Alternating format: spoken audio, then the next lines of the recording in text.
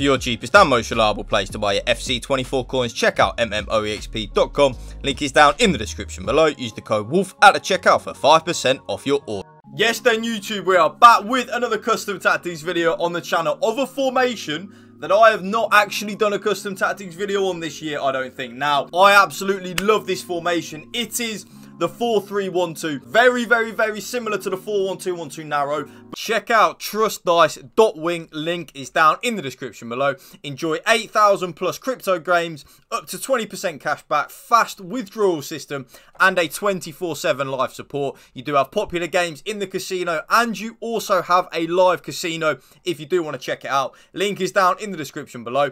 Check them out. You can also use the sports section as well, whether it be the NBA, the Champions League, the Premier League, the Bundesliga, the NFL La Liga, anything you want. So remember to check out TrustDice.win. Link is down in the description below. But instead of having one CDM and two central midfielders in the 4-1-2-1-2 narrow, in the 4-3-1-2, we have a flat three central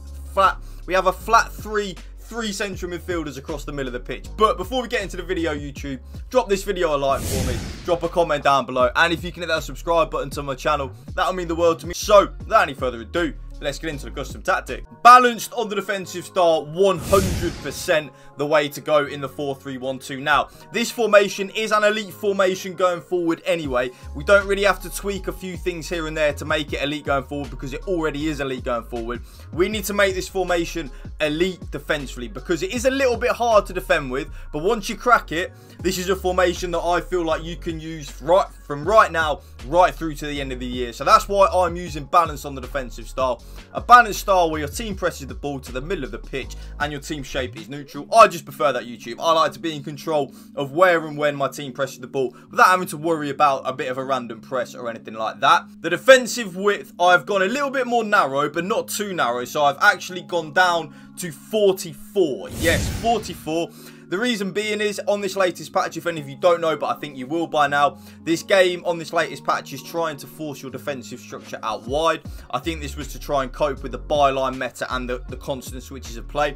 So because of that, it does actually leave quite a big gap in the middle of the pitch. So we kind of need to go a little bit more narrow to make our team nice and compact again. But at the same time, we don't want to go very narrow right the way down to like a 40 or a 35, which I was doing at the start of the patch, because then my opponent can just easily switch the play and abuse the byline meta against me. So it's why I've found like a really good little bit of a G spot in that middle between like 44 and 50. It's really nice. I really like it. The defensive depth, now this is actually a little bit random, but I've gone up to 56 on the 4-3-1-2. Yes, I know it is a bit of a random number, and you would be right. It is a bit of a random number, but if any of you don't know, normally I would use between like 55 and 60, sometimes even a little bit higher on certain formations. But like I said at the start of this video, the 4-3-1-2 isn't elite defensively yet. We need to tweak a couple of things like this to make it elite defensively. If we do go too YOLO and too high with our defensive depth, we will just get picked off very easily, and we don't want that, especially as Christmas is coming up. We want to be in good spirits on Christmas Day. We don't want to be raging. We want to make our opponents rage. So that's why I'm really liking the 56 depth. It's very good. I like it. It's kind of in that happy medium G spot, which I like. The build-up, play and chance creation. No. You've got one. I mean, it's just balance and dive.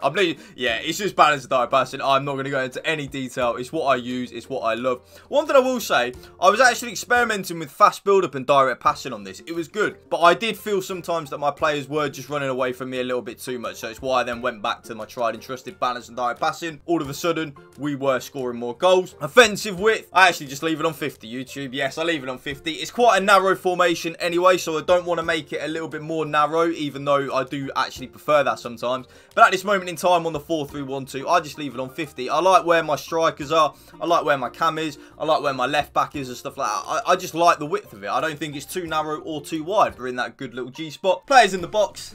It is, of course, 7. One thing I will say, though, actually, YouTube, if you are someone that is struggling defensively with this formation, maybe go down to 6 players in the box. I know you might think that is a little bit random, but having a bit of a lower players in the box will help you out defensively. So if you are someone that is really struggling with this formation defensively and you are conceding a lot of goals, maybe lower the players in the box down from the 7, which I really like, and the one that I use, down to 6. That might help you out defensively. Corners and free kicks, it will be on 3 and 3 as the default. I always take it down from 3 and 3 to 2 and 2 to stop us getting counter-attacked on.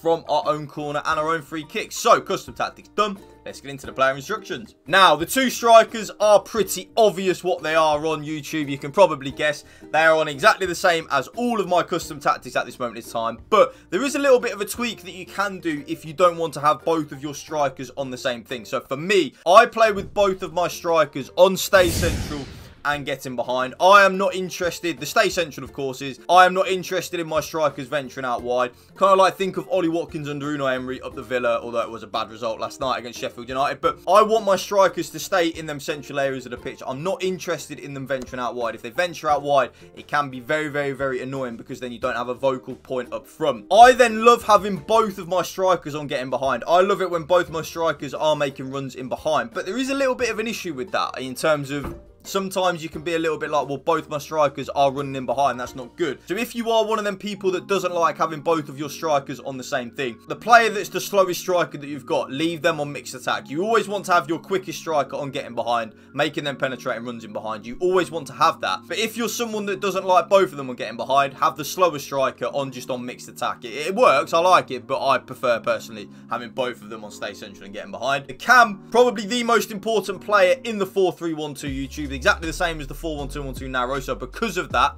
I have my cam on stay forward and get into the box for cross. The get into the box for cross, I cannot stress to you how important that is on the cam. It is probably the most important aspect of the cam in my very humble opinion. It just means that our cam is a lot more involved in the attacking phase of the game. They're involved in the assist, they're involved in the chance creation, they're involved scoring goals. Everything will run through that cam. It's probably the most important aspect of the cam. The stay forward means that they will stay in that cam position. I am not interested in my cam dropping back into that left midfield or right midfield of a 4-4-2 when defended. I actually do prefer having my cam on stay forward. I know it's a little bit random, but I do. The middle centre mid, he is the CDM. So he is on stay back while attacking and cover centre. That middle central midfielder will basically play as the CDM, like in a 4-1-2-1-2 narrow and stuff like that. He won't move from that centre area of the pitch. Stay back while attacking and cover centre. Nice and easy. Now, both of my central midfielders are on completely balanced settings, including cover centre. But there is a little bit of a tweak. So for me, my left centre midfielder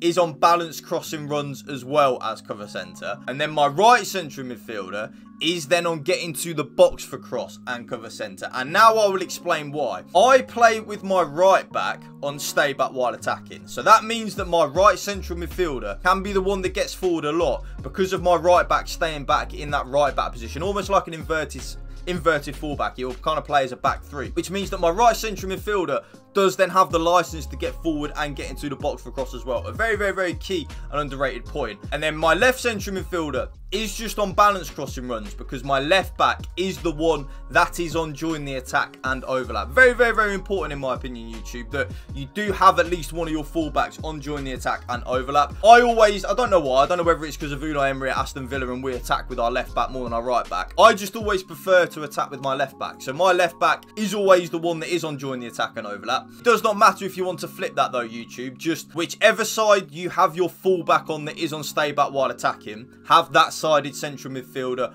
on getting to the box for cross, because that central midfielder will then have the license to get forward because they've got that defensive security behind them.